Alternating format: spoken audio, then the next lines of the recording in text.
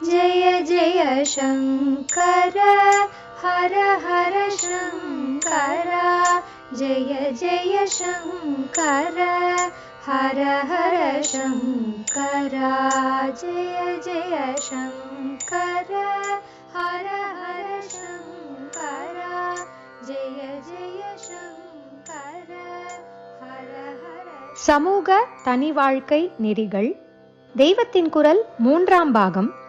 பரோபகாரம். என் கடன் பணி செய்து கிடப்பதே.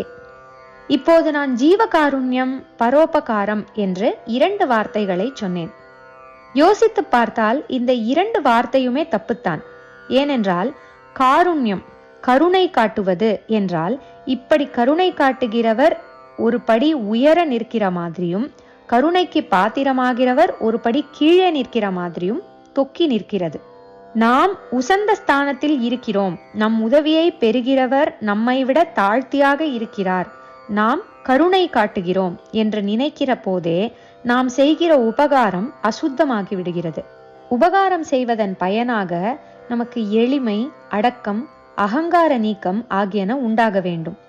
மாறாக நாம் உபகாரம் பண்ணும்போது போனால் போகிறது என்றும் யாருக்கோ கருணை காட்டுகிற மாதிரி நினைத்தோமானால் இது ஆணவ அகங்காரங்களுக்கு இடமாகி விடுகிறது. உபகாரத்தால் நாம் ஆத்மாவை உயர்த்தி கொள்வதற்கு நேர்மாறாக ஆத்ம ஹானியே உண்டாகிவிடும். கருணை, காருண்யம் என்கிற வார்த்தையை சொல்வதை விட அன்பு என்று சொல்லிவிட்டால் இந்த ஏற்றத்தாழ்வு தொனிக்காமல் இருக்கும். அன்பு என்பது நம்மவர்களிடமே நாம் ஸ்வபாவமாக செய்கிற காரியம். இதிலே போனால் போகிறதென்று யாரோ அந்நியருக்கு இரக்கம் காட்டுகிற மாதிரியான அகங்கார எண்ணம் இல்லை. ஆனாலும் கூட நடைமுறை உலகில் இப்படி நம்மவர் அசலார் என்கிற பேதமே இல்லாமல் சகலரையும் ஒரே போல் பாவித்து தாரதமியம் இல்லாமல் சுவாபாவிகமாக அன்பை செலுத்துவது என்றால் அது ஆரம்ப காலத்தில் சாத்தியம் இல்லாமல் தான் இருக்கிறது. இந்த பொது இயற்கையை ஒப்புக்கொள்கிறது போலத்தான் திருவள்ளுவர் கூட அன்பு, அருள், அருள் என்பதை கருணை என்று வைத்துக் கொள்ளலாம் என்று பிரித்து டிஸ்டிங்ஷன் சொல்லி இருக்கிறார். அவர் என்ன சொல்கிறார்? அருள் என்னும் அன்பின் குழவி என்கிறார். அன்பு ஈன்ற குழந்தையே அருள் என்று அர்த்தம். இப்போது நமக்கு வேண்டியவர்கள் என்று சிலரை மட்டும் நினைத்து கொண்டு அன்பு செலுத்துகிறோம் அல்லவா? இந்த வேண்டியவர்களை நம் ஊரார், தேசத்தார், உலகத்தார் என்று மேலே மேலே விஸ்தரித்து கொண்டே போனால் அன்பிலிருந்தே படிப்படியாக அருள் பிறக்கிறது. அப்புறம் இப்படி அருள் பண்ணுகிறவனை பொறுத்த மட்டும் அது அருள், கருணை என்றெல்லாம் உயர்வு விஷயமாக இல்லாமல் ஸ்வபாவமான சகஜமான அன்பாகவே ஆகிவிடுகிறது. ஆனாலும் இந்த அன்பை பெறுகிறவர்களோ அது சாதாரணமாக நண்பர்களிடையே, பந்துக்களிடையே இருக்கிற அன்பு மாதிரி இல்லாமல் நல்ல கனிவு பெற்று தெய்வீகமான சக்தி பெற்றிருப்பதாக உணர்கிறார்கள்.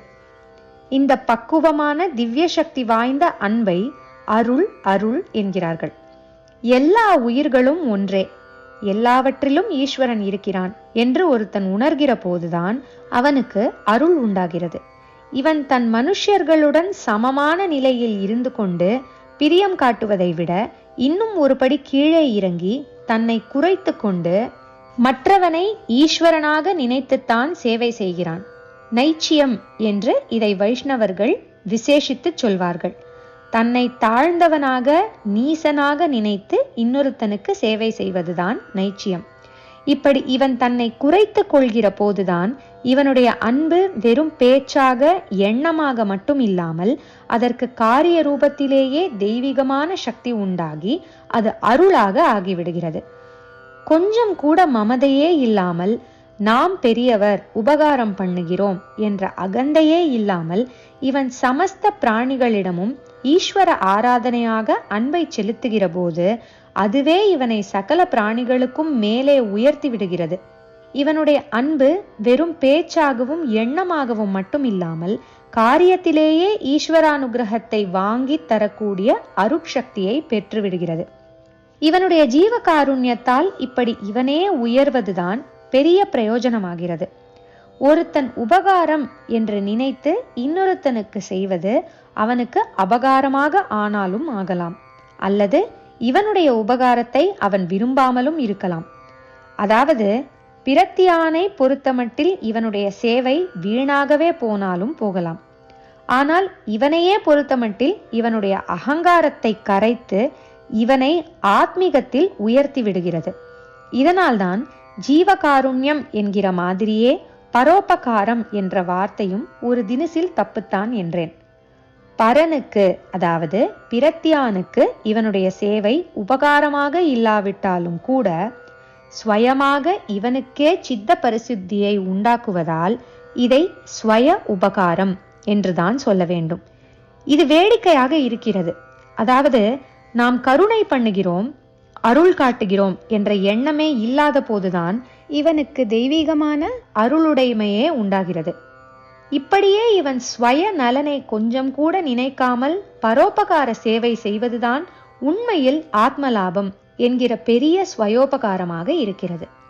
நல்ல அத்வைத திருஷ்டி வந்துவிட்டால் ஸ்வயம் பரம் என்கிற பேதமே இல்லாமல் எல்லாம் ஈஸ்வர ஸ்வரூபமாக பார்த்து பல தினசில் கஷ்டப்படுகிறவர்களுக்கும் ஒருத்தன் தன்னுடைய இயற்கையான தர்மமாகவே ஆனந்தமாக பணி செய்து கொண்டிருப்பான். இப்போதும் பர உபகாரம் என்ற ஃப்ரேஸ் தப்பாகி விடுகிறது. தனக்கு பரமாகத்தான் இவனுக்கு எதுவும் இல்லையே, என் கடன் பணி செய்து கிடப்பதே என்று அப்பர் சுவாமிகள் சொன்னது இந்த நிலையில்தான்.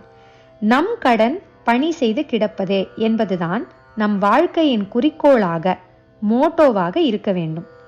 கடன் என்றால் கடனே என்று செய்தேன், கடனிழவே என்று செய்தேன் என்றெல்லாம் சொல்லுகிறோமே, அந்த மாதிரி வேண்டா வெறுப்பாக செய்வது என்று அர்த்தமில்லை. கடன் என்றால் கடமை, டியூட்டி.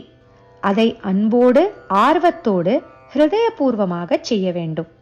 லோகத்தில் இத்தனை ஜீவராசிகள், பசு பட்சிகள், தாவர வர்க்கங்கள் இருக்கிறோமே, இதில் ஒன்றுக்கொன்று வாழ்வுக்கு அவசியமானவைகளை பரஸ்பரம் கொடுத்து கொண்டுதான் ஜீவிக்கிறோம். இதிலே மனுஷர்களான நாம் நம் போன்ற சக மனுஷர்களிடமிருந்தும் மிருகங்கள், பட்சிகள், தாவரங்கள், இன்னும் இனானிமேட் என்கிற ஜட வஸ்துக்களிடமிருந்தும் கூட எத்தனையோ உதவி பெறுவதால் தான் ஜீவ யாத்திரையை நடத்தி கொள்ள முடிகிறது. இதனால்தான் ஜடம் என்று நினைக்கிற பூமி, ஜலம், அக்னி இவற்றுக்கு கூட நாம் செய்கிற பிரதியாக வைதிக மதத்தில் பலவிதமான சடங்குகள் இருக்கின்றன. தாவரங்களுக்கு உயிர் இருக்கிறது, உணர்ச்சிகள் இருக்கின்றன என்று ஜெகதீஷ் சந்திர போஸ் தான் கண்டுபிடித்தார் என்றில்லை. வனஸ்பதி, அஸ்வத்தம் என்கிற மாதிரியாக அதுகளையும் உயிரும் உணர்ச்சியும் கொண்டதாக பார்த்து மந்திரபூர்வமாக அவற்றுக்கும் நம் பிரதியுபகாரமாக பூஜைகளை பண்ண சாஸ்திரம் இருக்கிறது. தூர்வா சுக்தம், மிருத்திகா சுக்தம் என்றெல்லாம் அருகம்புல், மண் முதலானவற்றில் இருக்கிற தெய்வ சக்தியை கூட ஆராதிக்க வேத மந்திரங்கள் இருக்கின்றன. தினமும் செய்கிற பிரம்ம யஜ்ஞத்தில் சேத்தன அச்சேதனங்கள் அத்தனையிலும் இருக்கிற சைத்தன்ய சக்திக்கு நம் நன்றி அறியதலாக தர்ப்பணம் சொல்லி இருக்கிறது. ஒரு காக்கை இருக்கிறது, எங்கேயோ ஒரு பழத்தை சாப்பிட்டுவிட்டு நம் தோட்டத்திலே வந்து எச்சமிடுகிறது. அந்த பழத்தின் கொட்டை இங்கே நம் வீட்டு தோட்டத்தில் விழுந்து மரமாகிறது. அந்த காக்கை நமக்கு ஒரு உபகாரம் பண்ணிவிட்டது.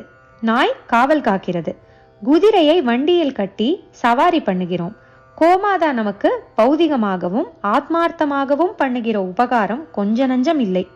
இப்படி எல்லாரிடமும் உபகாரம் பெற்றுவிட்டு மனுஷ ஜன்மா எடுத்துள்ள நாம் பிரதி உபகாரம் பண்ணாமல் இருந்தால் பாபம் அல்லவா?